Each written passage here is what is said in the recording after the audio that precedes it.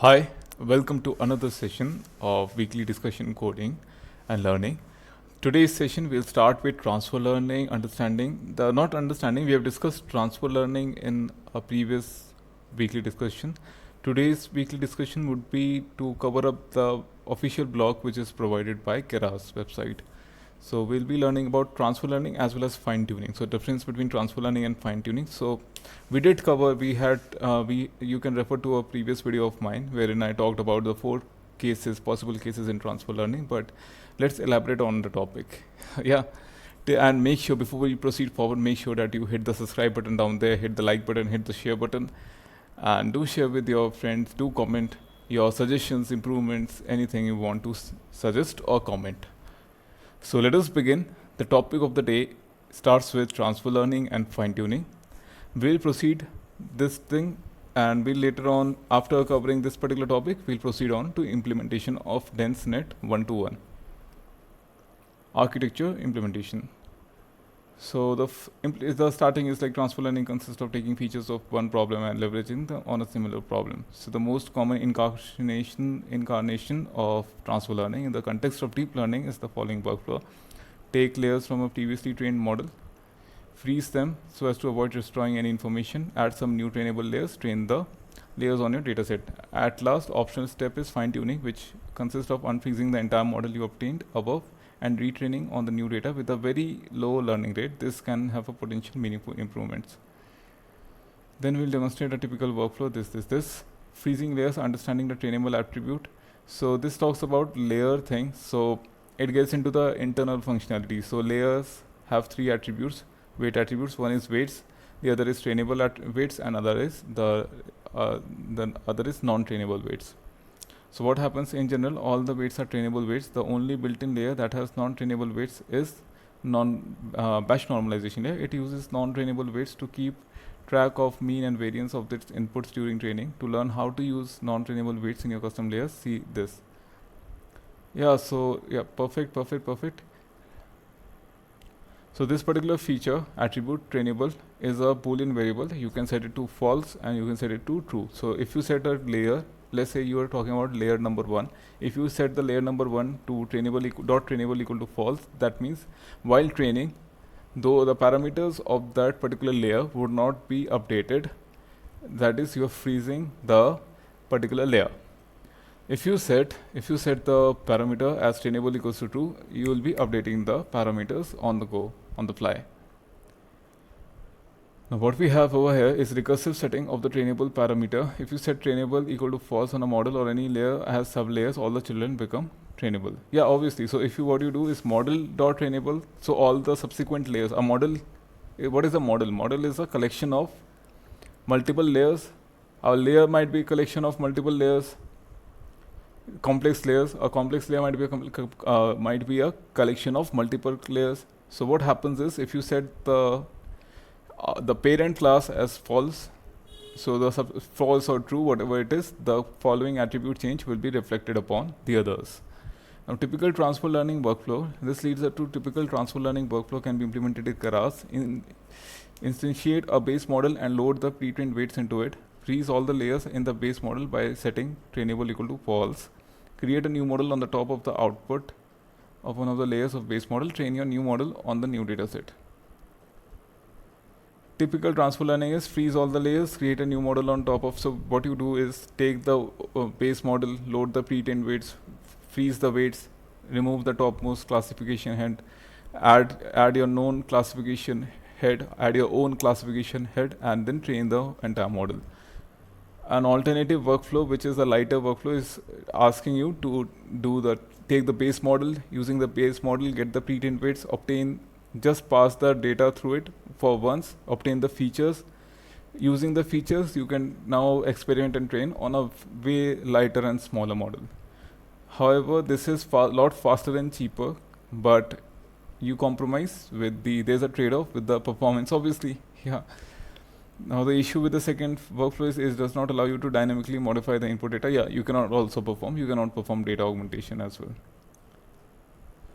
Now let's come to fine tuning. What fine tuning is, once your model has converged on the new data, you can try to unfreeze all or part of the base model and retrain the whole model end to end with a very low learning rate. So one is transfer learning, initial part is transfer learning.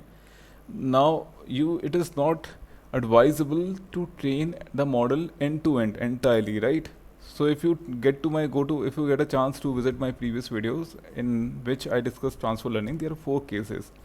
So really it is advisable to train the entire model from the top to bottom. So it talks about like once you feel that the model has converged on the new data, once the model has converged on the new data, then you can try to freeze all the layers and unfreeze all the layers and parameters and adapt itself to the new data more meticulously by unfreezing or by lowering the learning rates at an extremely low rate. So even if the changes happen, those changes are not drastic. It is critical only to do this step after the model with frozen layers has been trained to convergence. If you mix randomly initialized trainable variables with trainable layers that hold pre-trained features, the randomly initialized trainable layers will cause a large gradient updates during training, which will destroy your pre-trained features. Yes, you get the point? Pre-trained features are obtained after a lot of training and convergence. So if you want to fine-tune, if you want to train the newly initialized weights of the if you just made few new layers, right? You just made few new layers, and now you're asking the model to train with the newly initialized layers along with the ones which are already initialized and have reached convergence. So it would be a blunder to train along in parallel. So what you do is freeze the ones which were already trained, and first you achieve convergence with the new model. Once the new model achieves convergence with the new data, you try to fine tune it. So what it does is unfreeze the model, and now you do the training with an extremely low learning rate, 1e minus 5. And train end to end, be careful to stop before you overfit. Calling model compile on a model is meant to freeze the behavior of the model. This implies that the trainable attributes. It is important to recompile your model after you make any changes to trainable attributes of any inner layer so that your changes are taken into account. This is something you must know. This is extremely important, and I would like to highlight it. It is extremely important to recompile your model after you make any changes to the trainable attribute of any inner layer so that your changes are taken into account. Calling compile on a model is meant to freeze the behavior of that model. This implies that the trainable attribute values at the time of the model is compiled and should be preserved throughout the lifetime of that model until compile is called again. Hence, if you change any trainable value, make sure to call compile again on your model for your changes to be taken into account. Important notes for batch normalization layer. Many image models contain the model. So many image models are the most of the latest or the best of the architectures which are present these days after ResNets, and most of the latest implementations have batch normalization. So many image models contain batch normalization layer. That layer is a special case on every imaginable account. Yeah, obviously we discussed in the previous session. Batch normalization contains two non-trainable weights that get updated during training. These are the variables tracking the mean and variance of the inputs. When you set batch normalization trainable dot equal to false, batch normalization layer will run in inference mode and will not update its mean and variance statistics. This is not the case for other layers in the general, and weight trainability and inference modes are two orthogonal concepts, but two are tied in the case of batch normalization. When you unfreeze a model that contains batch normalization layers in order to do fine-tuning, you should keep batch normalization layers in inference mode by passing trainable equal to false when calling the base model. Otherwise, updates applied to the non-trainable weights will suddenly destroy the model has learned. So we are taking exception net, base model equal to false, inputs, base model training equal to false, this. What is this? With custom training loop. Okay, if instead of it, if you are using your own low level training loop, the workflow stays essentially the same. You should be careful to take into account the list model.trainable weights when applying gradient. Yeah, so this is talking about this particular part. Optimizer, so we'll implement one of these kinds, custom training loops. Optimizer.apply gradients. and this is how it happens.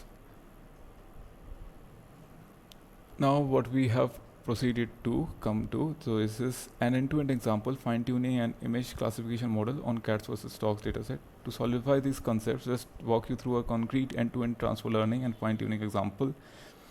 I think now you're able to understand the difference between transfer learning and fine-tuning. The previous video wherein I covered the topic of transfer learning was more about the 4 possible cases you might have in your hand, wherein depending upon the data set. So depending upon the data set, what kind of strategy should you take? Should you train the whole model? Should you add the last few layers? Depending upon the data set. So there are two factors, similarity and the size of the data set you have for your transfer learning task. So similarity can be attributed to 2 scales, similar, dissimilar. So is the size, small or large. So there are 4 possible combinations: similar, large, similar, small, dissimilar, large, dissimilar, small. Based upon these 4 possible combinations, which approach should be taken up for transfer learning is what I discussed in one of my previous videos. But this particular video, this particular part of this transfer learning is talking about how to differentiate between transfer learning and fine-tuning. Most of the people confuse between transfer learning and fine-tuning. I've seen many people in the industry who confuse between transfer learning and fine-tuning. And this is not a huge concept to be confused with, right? So why not discuss it? And nothing more reliable than this as the official source. So I could have spoken on my own, but I wanted something as a base to be present in as a base right in front of you. Yeah, so there's nothing more reliable than this. Now getting the data is you got the data, plot the data, standardize the data, random data augmentations, build a model, freeze the base model, data augmentation,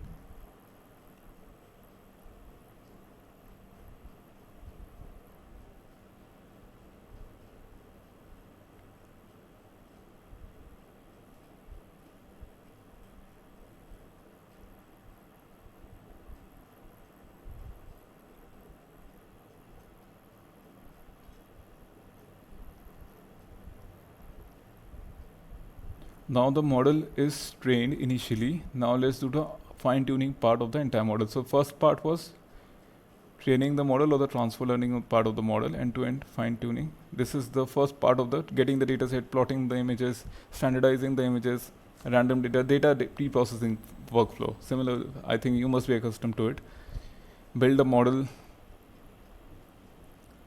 building a model, then training a model. Once it is done, let's do a round of fine-tuning the entire model. So let's unfreeze the base model and train the entire model end-to-end with a very low learning rate. Importantly, although the base model becomes trainable, it is still running in inference mode since we passed trainable equal to false when calling it when we built the model. This means that the batch normalization layers inside won't update their batch statistics. If they did, they would wreak havoc on the representations learned by the model so far. So we are doing model trainable equal to models or summary. You are again compiling and fitting the model. And you can see there's an improvement in performance after fine tuning. So this is what the article is about. So on an average, what we learned about the fine tuning and transfer learning is something quite interesting. So there are 3 approaches. First is transfer learning, other is obtain the features, and last is fine tuning.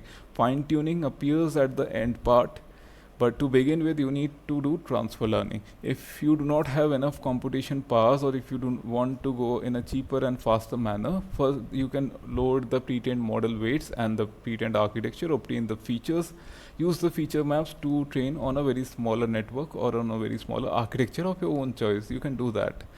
But that is a trade-off with the speed. That is a trade-off you're doing for speed and computation expense in regard to the performance. So you're trading off performance by gaining speed and the computation power. Second is the proper method is transfer learning. You freeze the entire model, add a few layers, remove the classification head, add your own classification layers. Now the newly layers have their random initialization of the weights. What you would like to do is train the model by keeping the first the pre-trained models have converged. Why? To destroy the weights because of the last few layers. Last few layers are randomly initialized, so the updates would be heavy for the last few layers, but that would cause a havoc in the previous layers. So keep the previous layers frozen, and the update should be there in the last few layers. Once the updates is done, you have reached a point of convergence, then you can retrain as per your data for the entire architecture. And this second time retraining is what we call as fine tuning, wherein the learning rate is extremely low so that it does not cause an havoc or does not wreck your learning rates. Added to it, if there's any batch normalization layer, ensure that the batch normalization layer is in the inference mode. Once the batch normalization is in the inference node, if you're doing transfer learning, no matter if you're doing transfer learning stage 1 or if it is transfer learning stage 2 or the fine tuning part, batch normalization layer should be always equal to free, should be frozen until and unless you're defining a classification model from the very scratch, or you deliberately want to destroy the weights and start from with the very scratch. I think that's what it is. This summarizes this topic. Let's move on to the next topic or the next section. And till then, please ensure that you hit the subscribe button, hit the like button, add your comments, and share with your friends and colleagues. So let us proceed forward to implementation of DenseNet architecture. So what I have over here is these three tabs or these three resources. First one is the official paper. The second thing is one blog article which talks about the way, which discusses how to implement from the paper, and the second one is a brief detailed architectural discussion. So I would like to begin with the architectural discussion and then we'll proceed to the implementation part. So to begin with, what DenseNets do and how are they different? So DenseNets was a major improvement compared to the ResNets. ResNets was accounting the fact that there is a problem which is vanishing gradients, and how to address it was the way with the way it addresses was with the help of script connections. What DenseNet does is script connections happen at they are like, okay, they are like 0.1 to 0.2, but it is limited to 0.2. What DenseNet does, as what you can see from the screen, this particular layer's information is not only transmitted to here but to all the subsequent layers. So there's no information loss, and it's not, there's no add operation, it is directly there's no relu operation which is happening. This is directly concatenation which is happening over here. So this is a major difference. So from layer L, what it talks about, like typical convolution networks have L layers with L connections, right? L layers, L connections. But what this has, it has L layers with L into L plus 1 by 2 connections, and that is the beauty of it. And what it talks about is, with this kind of connection and with this type of configuration, it is able to achieve a much less, with much less number of parameters, it is able to achieve a way better performance. This is what was initially, this is what the overall idea or the implementation, what the implementation does. Now what you have over here is units and in between them. So this is the architectural diagram. What you have is input which goes to convolution, then it goes to a dense block, what we call as a dense block, the repetitive unit. Repetitive unit is called dense block over here. It goes through a convolution pooling, what they call as transition layers. Then comes this particular part, another dense block. So within one dense block, all the layers are highly interconnected. Then it goes through a transition layer where the dimensionality reduction happens. Again a dense block where the layers are highly interconnected, a transition layer, dense block, and finally pooling with the layer of with a linear layer. So what we have is this architecture. Now there's one term which is growth rate over here. What is growth rate? So this is what the original paper talks about. Now let us get to a bit more visual approach, which I found uh, more appealing and what do you say? Which I found more appealing and quite interesting to understand. So this is what we saw just now. Like this is the architecture. It is interconnected in between, right? Now what happens next is denseness do not sum the output feature of the layer of the incoming feature but concatenate them. So this is what was happening in resonance. It was summing the input features, but it is not summing, it is concatenating. So that is the fundamental difference. And what happens next is the growth rate term. What is growth rate? So you will understand growth rate here.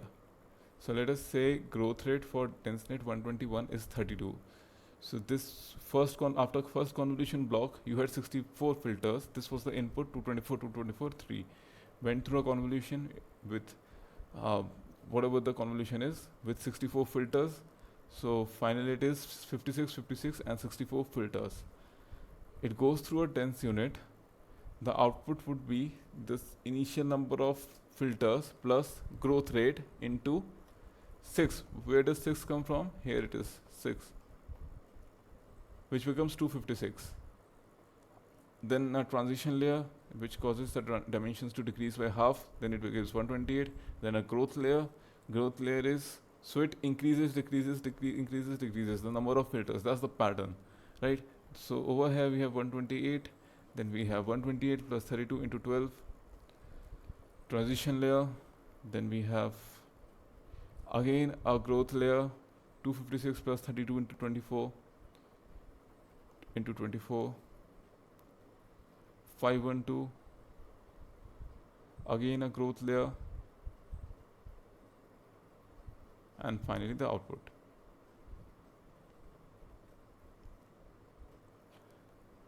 So this is the overall idea. Now at implementation on all the datasets except ImageNet, DenseNet used in our experiment has 3 dense blocks that has equal number of layers.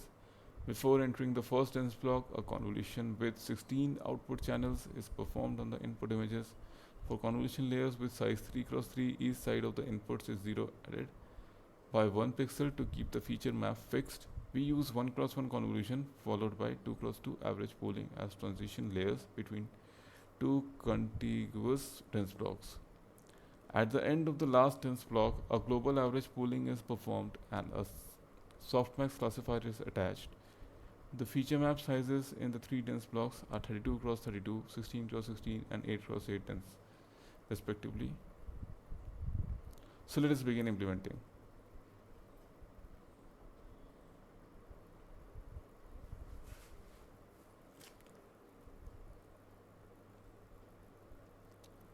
So I hope you are able to see the screen.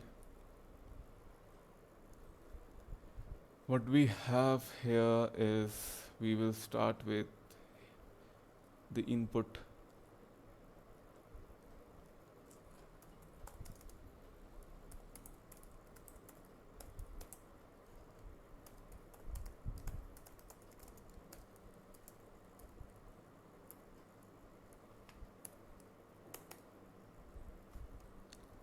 After that, we have a convolution and a pooling layer.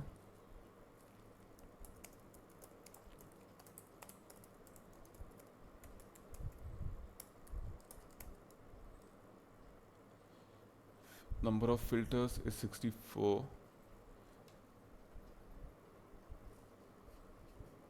I think it is 64 as per the diagram. 64. It's mentioned in the paper somewhere as well. I read the paper, it is mentioned in the paper. 64. Kernel is 7 x 7. Stride is 2. Padding is same.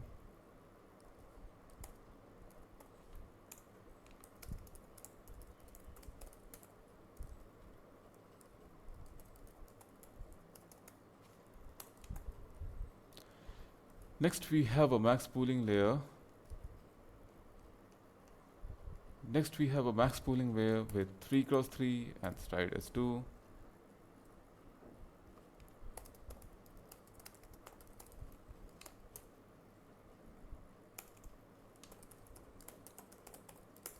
Let's check how much have we proceeded.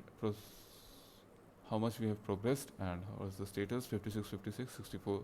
Perfect. Till here we are completely done. This is correct. Now let us proceed to this particular part. So this is the repetition 6, 12, 32. Sorry, not 121. We are talking about 121. It is 6, 12, 24, 16. Right? So what we do over here is for loop in what do you say? For repetition in 6, 12, 24 and 16. For each repetition I'll be calling the dense block, which I'm yet to define here, and after dense block I'll call the transition layers.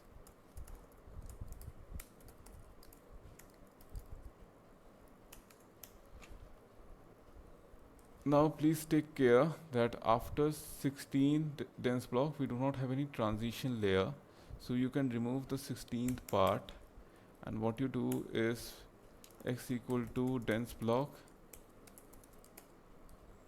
call for 16th. We are not implementing correct completely. We are doing we are making the structure first, right? Now till here overall, I mean the briefly we have solved till here. Now what is done to be done next is our global average pooling. So x equals tf keras layers global average pooling 2-dimensional,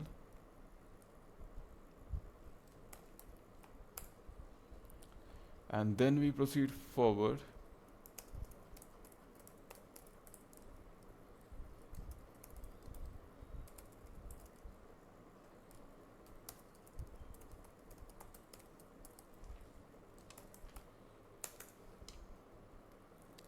A model would be defined using this.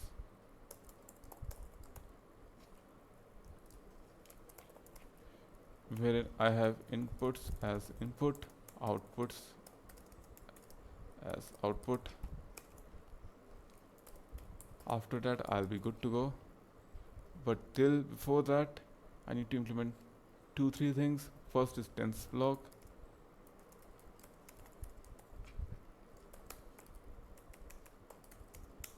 pass, then we have, come on, what is happening? Next we have transition layer,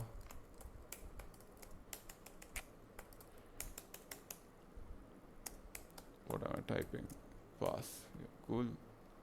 Now within our dense block, what happens is, if you read the paper properly, within a dense block for convolution layers with kernel 3x3, each side is input is 0 padded. We use 1x1 convolution followed by 2x2 average pooling as a transition. At the end of this is this.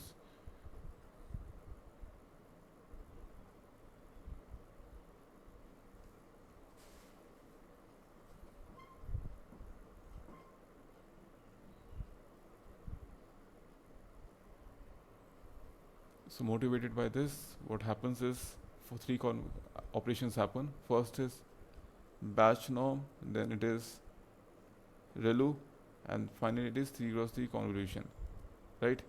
So within a dense block there is a layer which happens, what we call as batch norm, ReLU and convolution 3x3. This is repeatedly called in the dense block as well as in the transition layer. So let us begin with the implementation part, right?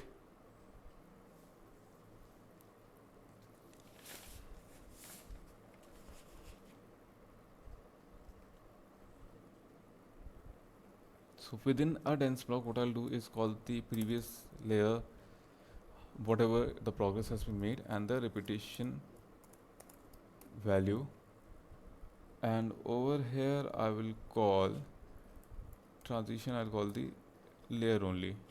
I think that should suffice.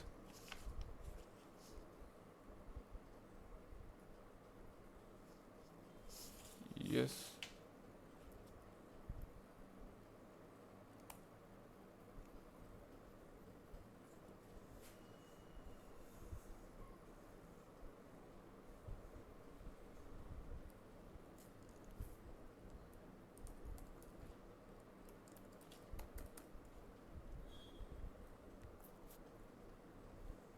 Now within one dense we have here the previous output, the repetition value. What happens is, if it is the value is 6, the loop will run for 6 times. For repetition values, for whatever the repetition value is, the loop will run for that many times, and within each time you'll have the x value, you'll have the y value, which goes through this function batch norm. A y value will be obtained by passing in the x value through batch norm, ReLU, and convolution. Whatever the value obtained is,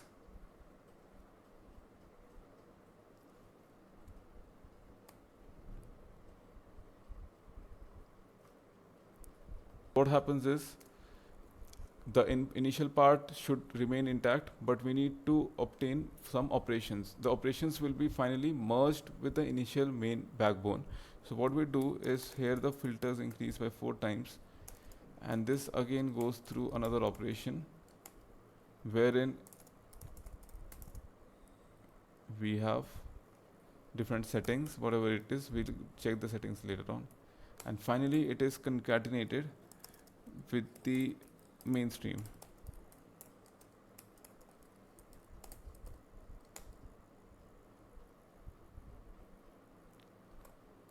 So it's like this happening over here, and thereby you return x. Now what are we left to implement is this particular part and transition layer. So let us implement this first. So what you have over here is x filters kernel equal to 1, strides equal to 1, the default values obviously. Now if you take a look at what is actually happening,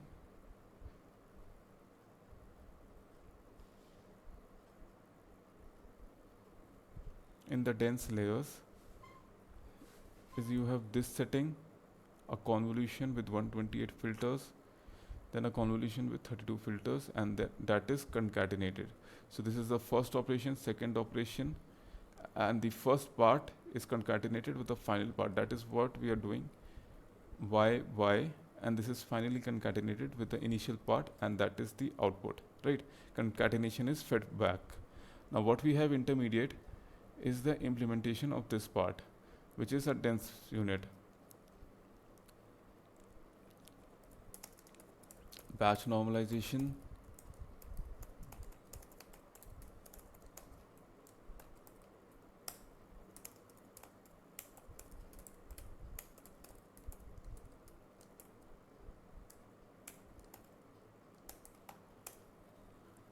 rectified linear unit,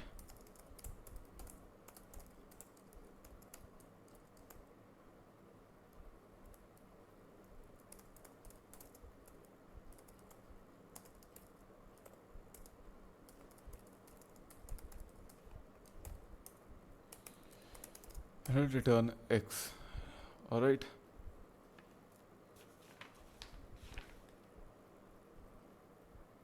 I think this is the proper implementation of this. Apart from this, I don't see anything much.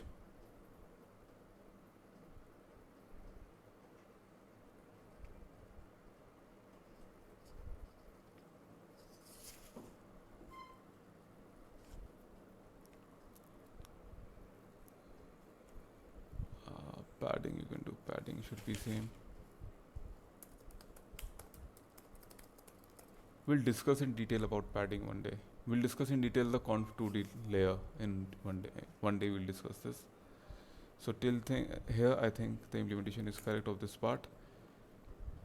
What happens here, the number of filters and the, what do you say, the number of filters and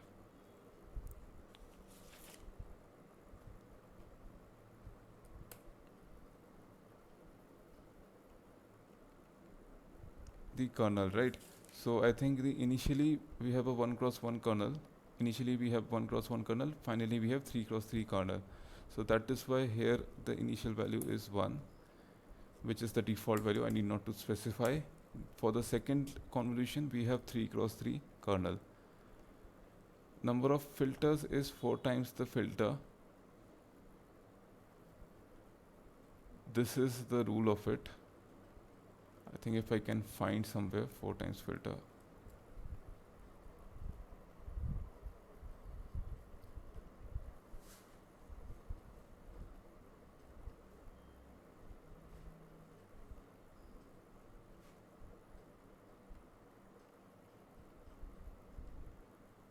This is the architectural implementation. Just read through the paper. It is 4 times the this, whatever it is. It will every time it will be 4 times this. The first part is 4 times filters, then it is filters, and finally obtain the output. So this is the implementation of dense part. In the transition, what you have is you will implement the layer, and the layer would be giving back x after doing that. I think transition is mentioned somewhere over here. Transition.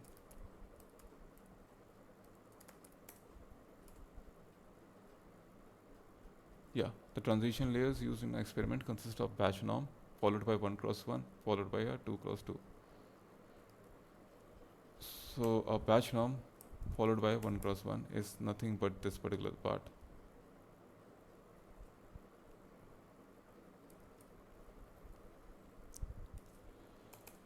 Followed by a 2 cross 2 average pooling layer.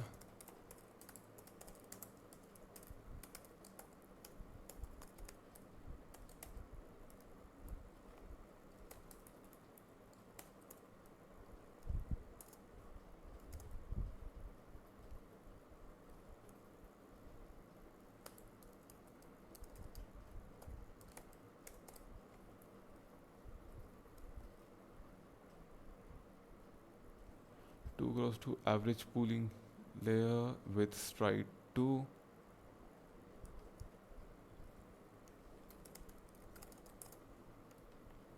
Perfect. This is the transition layer which is happening here.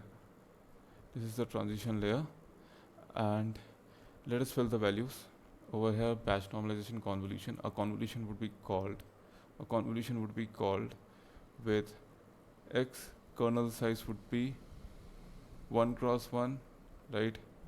Strides would be 1, filters would be equal to whatever the previous layer had passed you. So we'll use keras.backend. Import tensorflow.keras.backend as k.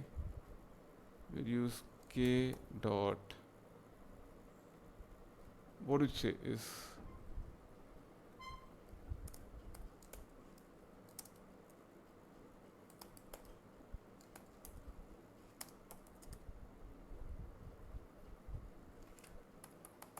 so we'll get the keras in shape of x, and I think we can obtain the last layer which will have the -1, which will have the number of filters by 2, integer division by 2, which will give us the number of filters we need. So we need to halve the number of filters. That is what the transition layer is trying to achieve. It is trying to reduce the dimensionality, feature dimensionality.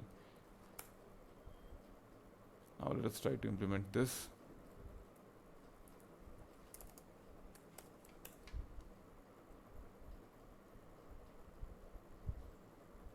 So filters is not defined. Filters is the repetitive part. So filters value would be equal to 32, because 32 is the growth rate. Growth rate we discuss. Growth rate is what is controlling the number of filters, right? 32 into 6, 32 into 6. I think we did discuss about this. 64 is the initial part, then 32 was the growth rate, So initial 64 plus 32 into the number of repetition. So 32 is the number of filters which is controlling the repetitive part. Kernel size is missing. Okay.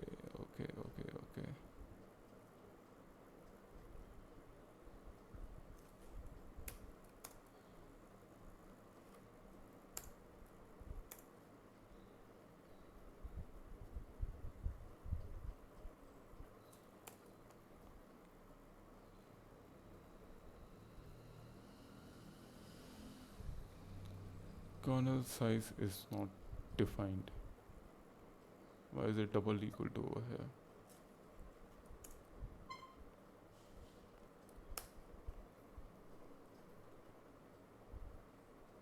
Transition layers is not defined. Yeah, it is transition layer.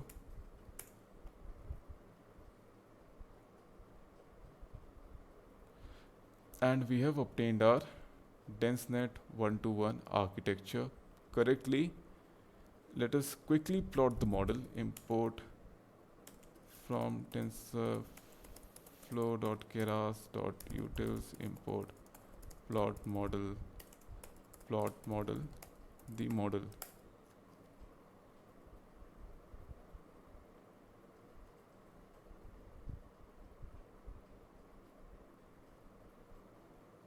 So this was it. So what the paper claims that with a much lesser number of parameters, we are able to achieve a much higher functionality. And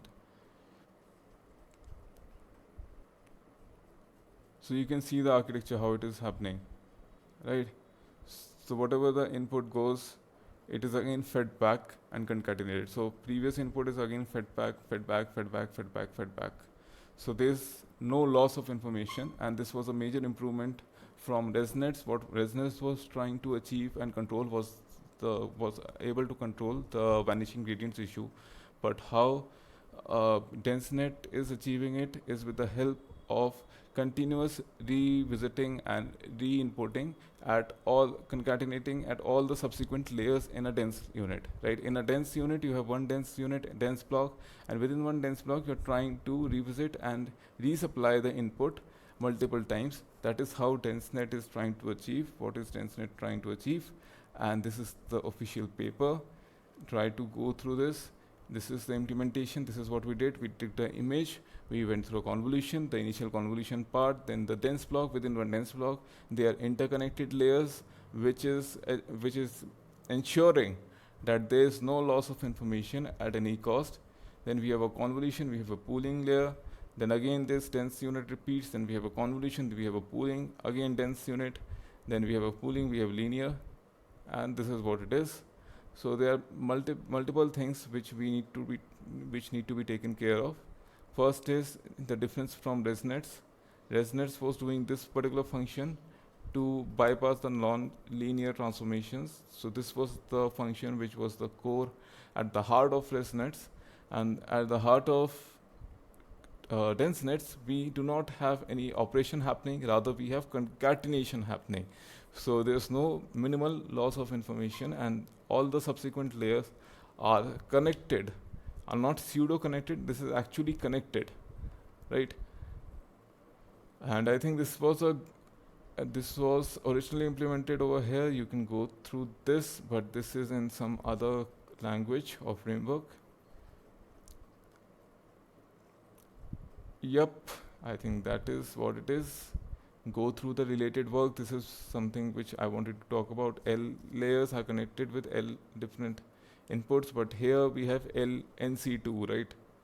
Not even NC2, L into L plus 1 by 2.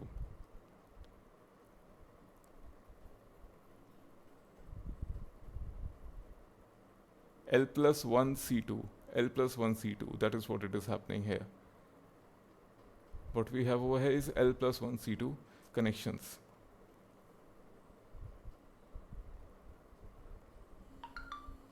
And I think this is what it is.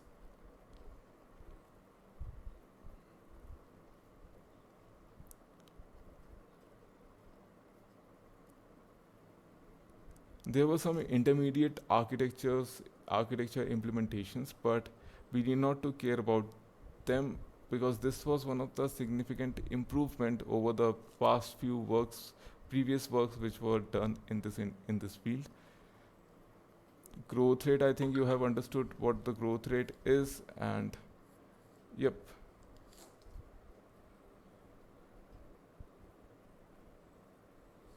We have understood what growth rate is. Yeah, so this was for DenseNet. One more thing, this was for DenseNet 121. You can implement on the similar lines for DenseNet 169. These parts remain the same. What changes is the repetition factor. So if you change the repetition factor, you would obtain a new architecture. Growth rate for all the network is k equal to 32. K equal to 32 is the growth rate. That is this particular part of code wherein I mentioned the filters. You can also mention it as the growth rate. This is fixed for all the networks. What changes is the repetition. DenseNet 121 is what we implemented. You can implement DenseNet 161, 169, 201, 264. Alright, let's wrap the session up. Please ensure that you have hit the subscribe button. Please do hit the subscribe button, like, share with your friends. Comment your suggestions, feedback, any topic that you would like me to discuss with you. And till then, take care. Bye-bye.